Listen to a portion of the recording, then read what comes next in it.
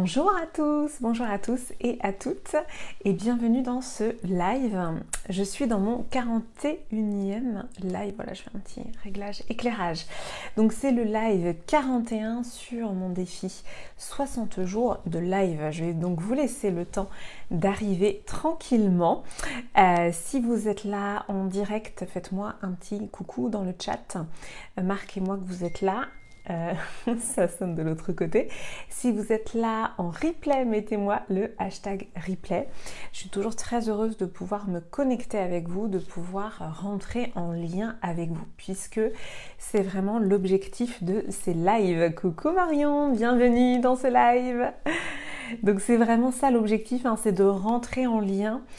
Chaque jour je vous raconte une histoire, chaque jour je vous partage une anecdote personnelle qui permet d'extrapoler, qui permet d'en tirer des enseignements. Alors ça sonne à côté, je vais essayer de voir comment je peux faire pour que ça sonne pas. Tic, excusez-moi pour les petits réglages d'installation.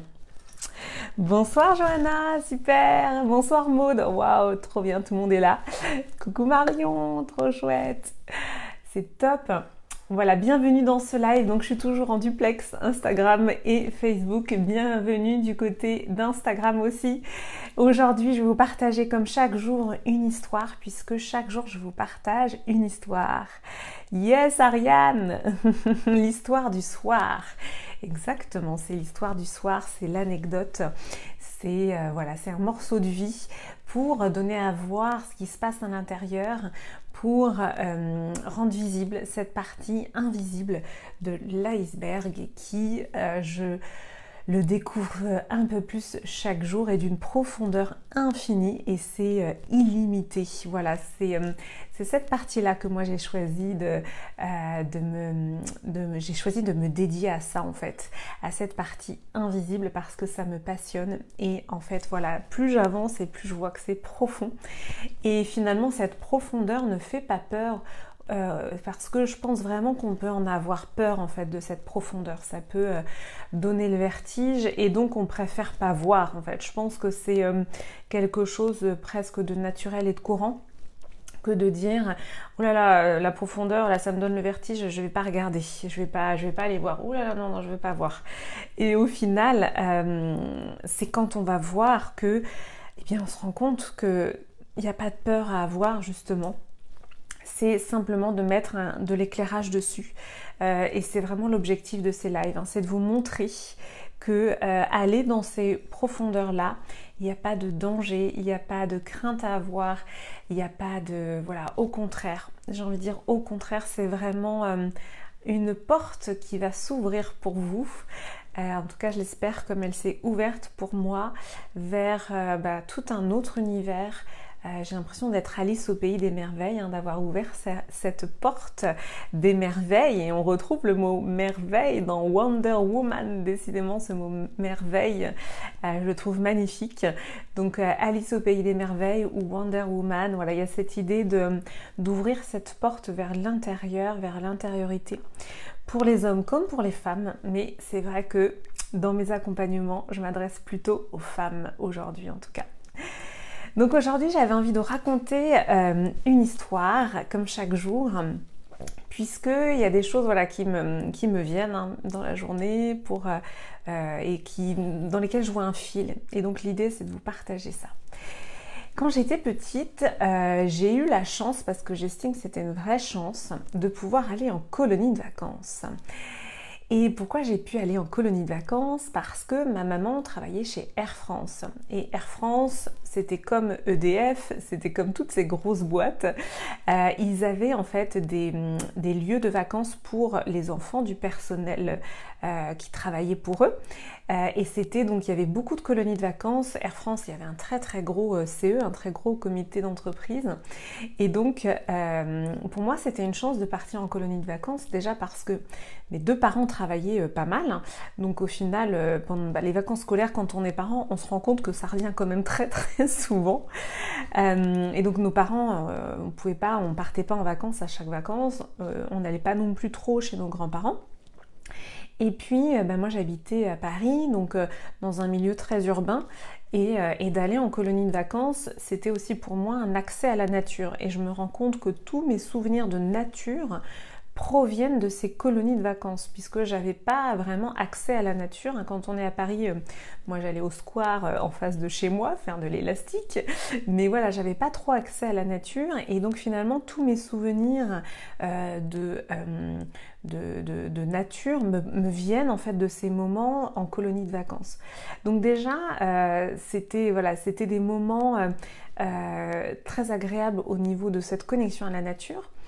Et moi petite, en fait, il faut savoir que j'étais très introvertie, très timide, très mal dans ma peau. Pour moi, c'était vraiment difficile. À 7 ans, je me souviens très bien que honnêtement, j'étais vraiment pas bien. C'était des périodes difficiles. Et pourtant, j'ai envie de dire pourtant, parce que du coup, vu mon profil, on aurait pu se dire les colonies de vacances, ça devait être l'horreur. Pourtant, les colonies de vacances, il se passait quelque chose pour moi qui était de pouvoir toucher du doigt un autre collectif. On est finalement structurés, nous les êtres humains, avec différents collectifs. Le collectif familial, le collectif sociétal, le collectif école, voilà, il y a différents corps en fait collectifs. Et moi, en découvrant les colonies de vacances, j'ai découvert un autre collectif. Un collectif qui était comme une micro-société en fait, qui fonctionnait comme ça en fait, j'allais dire en vase clos, mais dans le bon sens du terme, c'est-à-dire qu'une colonie ça fonctionne en petits comités. Donc pour moi c'était intéressant de voir comment un collectif pouvait fonctionner sur un autre niveau. Et surtout j'aimais en fait la liberté, le fait que voilà on était sans les parents, donc on avait quelque chose de l'ordre de cette liberté.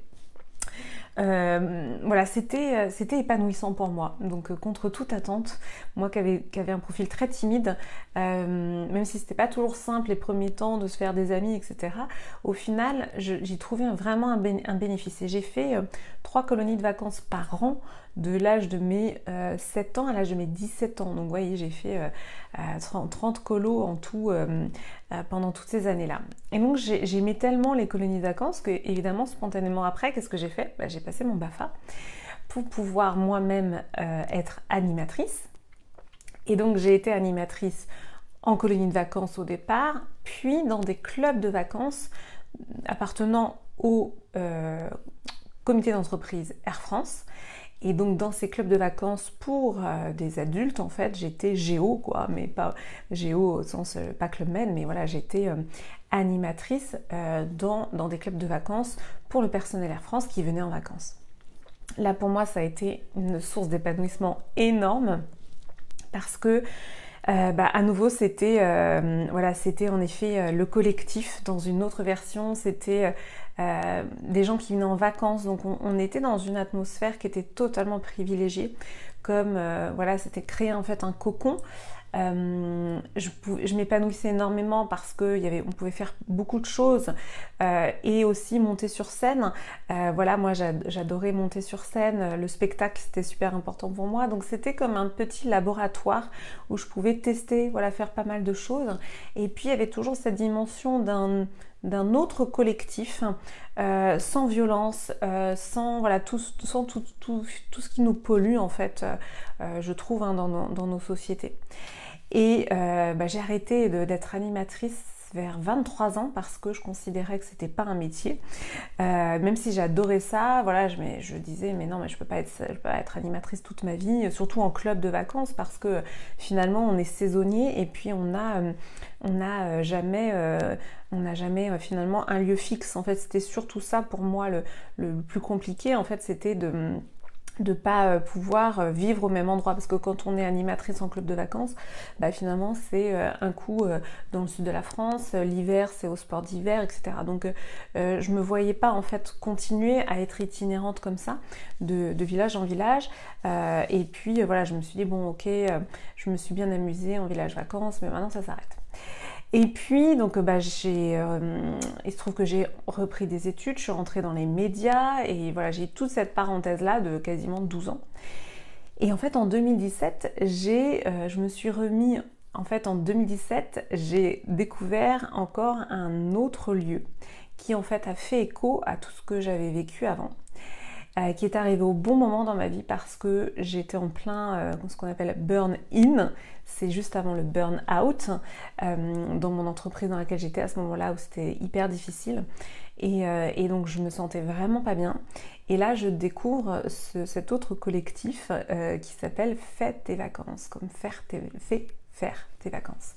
Et là je découvre un collectif où finalement orienté vers le bien-être des gens. Un collectif, encore une fois, une autre version du collectif.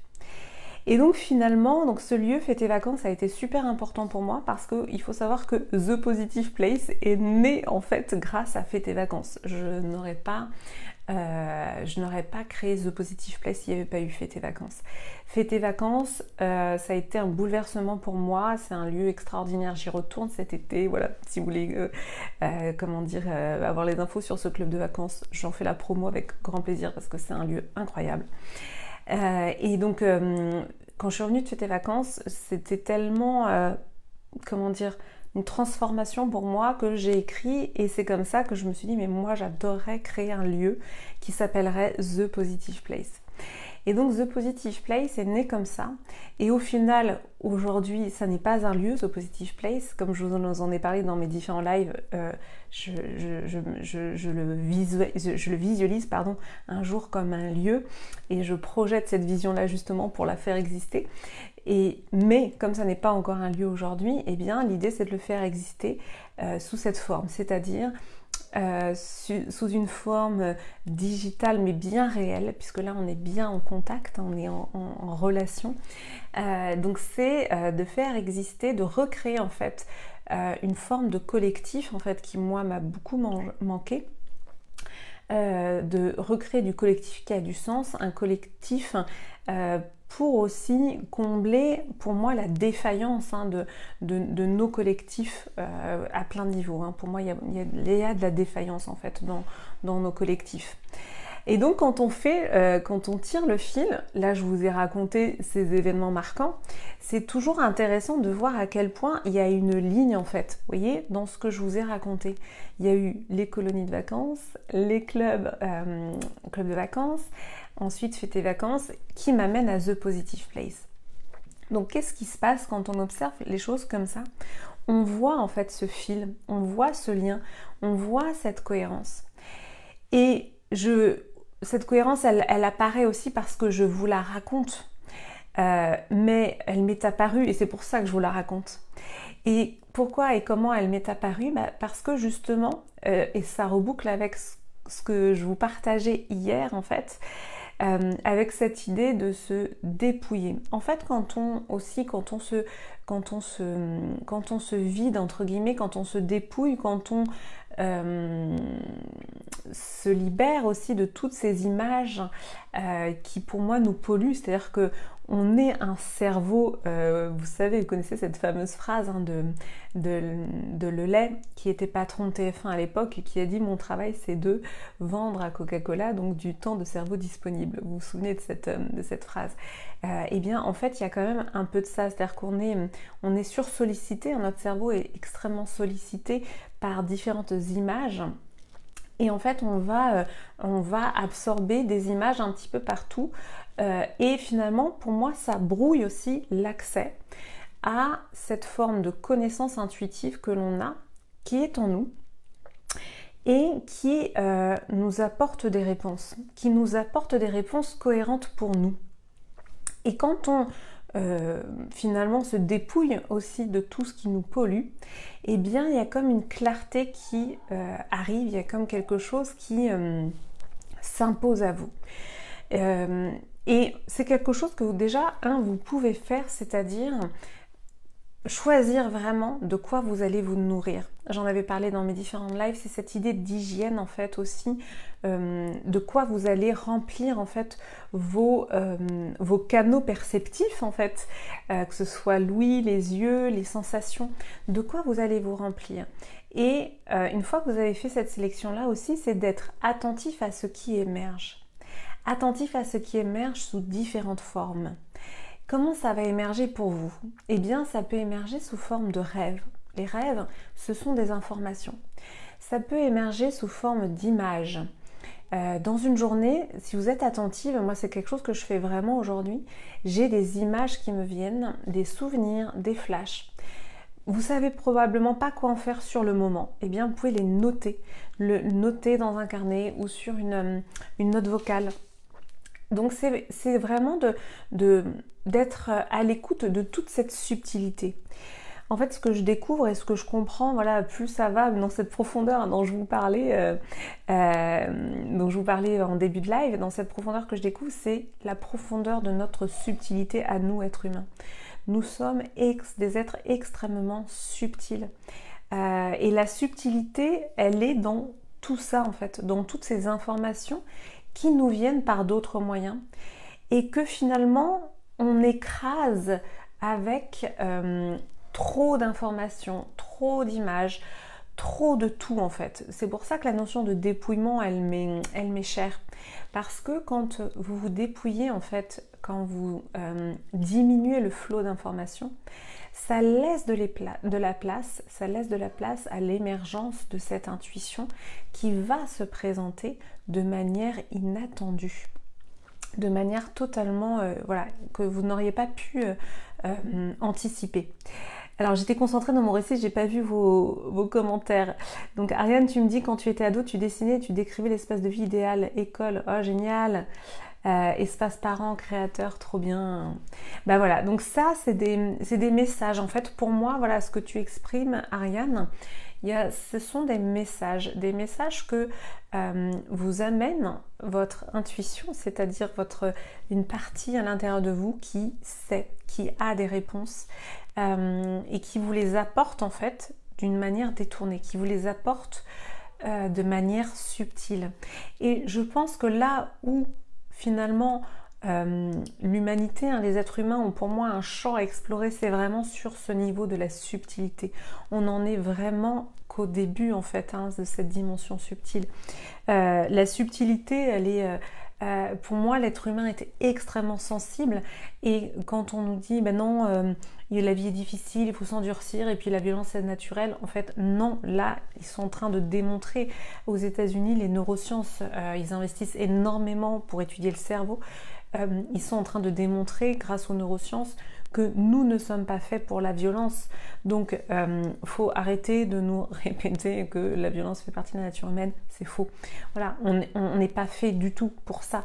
Donc, ça veut dire que si on choisit pour soi ce niveau de subtilité et qu'on laisse venir les messages, d'accord, qu'on les écoute, les rêves, les images, les pensées, tout ça, ça arrive. Donc, comment faire pour les écouter? Moi, je recommande en effet de les écrire et ou de les enregistrer. Et oui, Ariane, je suis totalement d'accord, la subtilité humaine, c'est le message de l'âme. Donc, c'est vraiment de laisser venir en fait toute cette subtilité, de la laisser s'exprimer. Et ensuite, l'idée, c'est d'aller jusqu'au passage à l'acte. Passage à l'acte, c'est quoi? C'est avancer vers finalement ces messages que vous envoie votre âme à petits pas. Évidemment, voilà, quand j'ai écrit The Positive Place, un jour ce sera un lieu, etc. C'était en 2017. Évidemment que le jour où ça sera vraiment un lieu, il va peut-être se passer un peu de temps. Mais c'est d'œuvrer en fait et d'ouvrir les possibilités. Si j'en étais restée à The Positive Place, ça doit être un lieu et pas autre chose, bah finalement j'aurais laissé tomber le projet parce que j'ai pas les moyens d'acheter un lieu par exemple aujourd'hui. Donc voilà, donc c'est-à-dire que c'est aussi ouvrir le champ des possibles.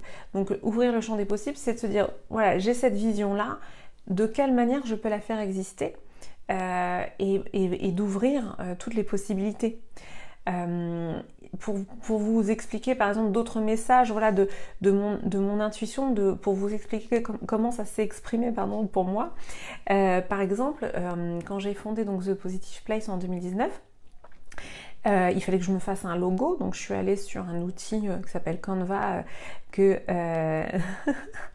Ariane, je viens de voir ton message, tu as rêvé que Positive Place gagnait une île. Ah ouais, carrément. Ah ouais, attends, allez, tu vas me faire rêver là. Une île comment? Vas-y, décris-moi l'île. Donc ça me fait rire. Donc quand il a fallu que je... Ah super, et les femmes solaires habillées en jaune et orange. Ou orange, yes, trop bien. Donc quand il a fallu que je crée un logo pour The Positive Place, donc je suis allée sur un outil qui s'appelle Canva. Et moi j'étais partie sur un logo plutôt dans les bleus, parce que je sais pas, j'adore le bleu. Canva me proposait des modèles un petit peu prédéfinis. Et là tout d'un coup je tombe sur ce logo jaune qui ressemble à un soleil. Et là ça m'a fait tilt, je fais ah, c'est ça le logo. Donc voilà, pourquoi j'ai choisi ce logo-là?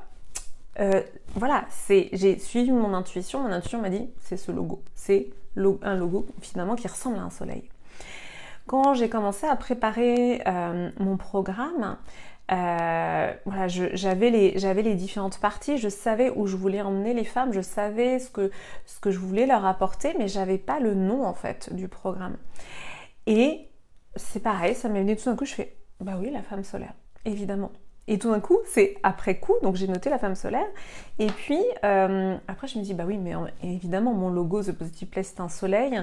La joie, qui est quand même une des émotions que je mets le plus en avant, bah, la couleur, c'est le jaune, hein, puisque la joie, le yoga du rire, voilà, toutes ces choses qui m'ont, moi, bouleversée, auxquelles je me suis formée, eh bien, c'est le jaune. Enfin, voilà, tout est venu, ch'ting, voilà, j'aime bien faire ça, ch'ting, s'aligner. Donc voilà, c'est vraiment, quand je vous parle de message de l'intuition, c'est vraiment ça. Là, encore une fois, après coup, je vous reconstitue l'histoire, mais au moment où ça arrive, on ne sait pas. Au moment où ça arrive, il faut juste faire confiance à son intuition. Au moment où je choisis ce logo jaune, alors que j'étais partie sur plutôt du bleu, et que là, tout d'un coup, j'ai ce modèle qui existe, et que je regarde et je me dis, bah oui, c'est ça. Je peux pas savoir que, donc ça c'était en 2019, je peux pas savoir qu'en 2021, je vais faire un programme qui va s'appeler La Femme Solaire. Voilà, donc tout ça, c'est là où ça prend du sens et là où je vous fais un récit parce qu'après coup, on comprend mieux le fil. Quand on regarde un film, finalement, le scénariste, pardon, il sait où il veut nous emmener, hein, il nous met des indices parce qu'il sait où il veut nous emmener dans nos vies. C'est pas toujours aussi clair et c'est là où c'est compliqué parce que dans nos vies, on a voilà, des indices, des choses qui viennent et puis on sait parfois pas quoi en faire. Donc c'est pour ça que je vous recommande de noter, d'écrire, d'enregistrer sur dictaphone parce que prenez voilà, ce qui vous vient, développez cet aspect subtil chez vous. Donc ça veut dire être attentive à tous ces messages, à vos rêves, à vos rêves, aux images qui vous viennent, à ce qui vous plaît, ce qui vous touche. Quand il y a quelque chose qui vous touche, c'est toujours de se poser la question « Waouh, là je suis bouleversée, ça me touche vraiment ». Qu'est-ce que ça veut dire de moi? Qu'est-ce que ça veut dire de moi? Comment je peux m'engager pour moi, hein, c'est toujours dans cette idée d'engagement, comment je peux m'engager pour moi à du coup faire des choses qui me plaisent vraiment. Et donc pour savoir ce qui me plaît vraiment, c'est le jour où il y a quelque chose qui me plaît vraiment, qui se présente dans ma vie, c'est de l'accueillir comme un cadeau et de se dire mais waouh, ça me donne vraiment une information sur moi là. Ça c'est vraiment important pour moi.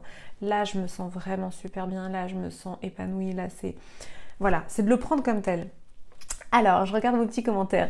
Donc c'est un rêve de dingue, super que tu as fait, Ariane. Donc tu as rêvé d'une île qui s'appelait The Positive Place avec des femmes habillées en jaune et orange et qu'on y allait en hydravion. Génial. Et donc moi j'étais habillée en Wonder Woman en blanc et quelques fils roses avec des pétales de rose au sol. Waouh, magnifique. Oh, c'est génial. Ah, je suis fan de ton rêve, Ariane. Je trouve ça top. Et oui, donc voilà, donc j'avais envie de vous raconter ça aujourd'hui. Et donc, la clôture de ce live, c'est cette fameuse phrase « Tout est déjà en nous, tout est déjà en vous, tout est déjà en soi. Tout est déjà là. » Et en fait, la conscience, c'est quoi? C'est d'y apporter un regard neuf, c'est d'y apporter un éclairage, c'est de comprendre que tout ça a un sens. Voilà, là je vous ai raconté cette histoire de comment je tire le fil en fait entre les colonies de vacances, le fait que j'ai été animatrice Fête et Vacances et The Positive Place. Là j'ai tiré le fil et pour moi tout est cohérent. Merci pour tes cœurs Marion. Donc il y a cette cohérence qui est tissée. Pareil pour mon histoire de logo et voilà le lien avec la femme solaire aujourd'hui. Donc le lien est tissé. En fait, dans vos vies, il y a du lien, il y a du sens, il y a des choses qui vont se présenter et affleurer à partir du moment où vous laissez la place à votre intuition. Donc c'est peut-être un exercice que vous pouvez faire là dès aujourd'hui, de tisser finalement le fil dans votre vie. Qu'est-ce qui vous a marqué? Qu'est-ce qui est important pour vous? Qu'est-ce qui vous fait du bien? Dans quelle situation vous avez dit mais là c'est vraiment ça, là je me sens vraiment à ma place, je veux dire la question de la place, c'est vraiment une question énorme pour chacun et chacune d'entre nous, on se sent voilà souvent pas légitime ou pas à notre place, c'est quand même assez récurrent. Donc dans les moments dans votre vie où vous vous êtes senti à votre place, identifiez-les, notez-les et identifiez ce qui s'est passé à ce moment-là. Oh, dis donc, c'est adorable Ariane. Ton bonheur actuellement, c'est l'histoire du soir. Ça me touche. C'est trop mignon. Merci beaucoup. Ah d'accord. Donc Marion, tu dis aussi, le jour où tu arrêteras les lives, tu seras triste. Bon, écoute, je vais essayer de pas arrêter. Voilà, je vous donne un petit indice. Oui, Ariane, alors oui, alors je pense que la différence d'âge, pour moi, en effet, ne joue pas du tout et je serais curieuse de savoir les expériences que tu as vécues qui vont dans le sens de mon histoire du soir d'aujourd'hui, justement. Donc voilà, c'était mon partage du soir. Je vais vous laisser avec cette phrase « Tout est déjà en nous, tout est déjà en soi ». Et il faut juste laisser la place à tous ces messages. Voilà, donc j'espère que ce live, cette histoire du soir vous aura plu, vous aura parlé sur tout ça et que ça aura résonné pour vous. C'était important pour moi de vous passer ce message aujourd'hui. Merci pour vos commentaires, merci pour vos cœurs, merci pour votre présence en live. Si vous êtes là en replay, mettez-moi le hashtag replay et mettez-moi vos petits commentaires. Je suis toujours très heureuse de pouvoir y répondre. Je vais vous souhaiter une très belle soirée, une très belle nuit et je vous dis à demain pour une autre histoire du soir. Je vous embrasse, à bientôt.